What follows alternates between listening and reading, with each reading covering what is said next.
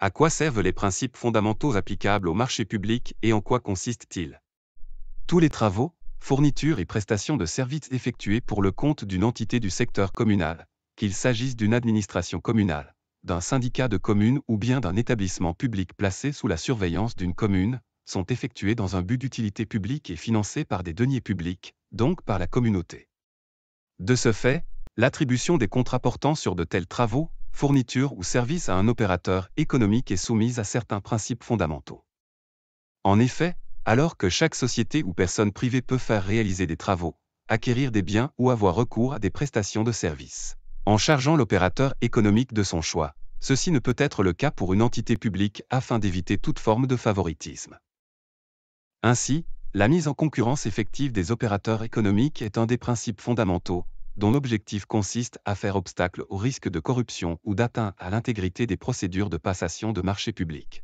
Une entité communale ne peut donc faire effectuer ses travaux toujours par la même entreprise privée, sans mise en concurrence préalable, pour un prix quelconque en grevant des ressources publiques.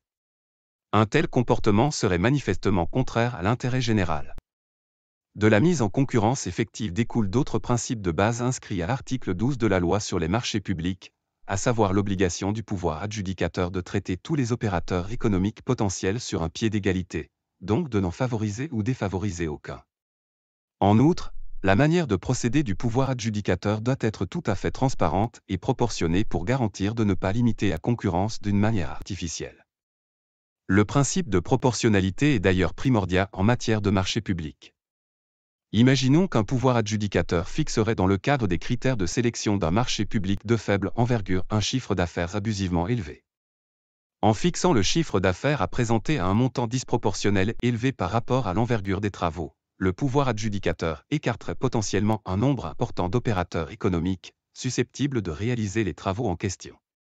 Il est clair que dans ce cas la concurrence risque de se trouver artificiellement réduite. Cette façon de procéder constitue une discrimination d'un grand nombre de soumissionnaires potentiels.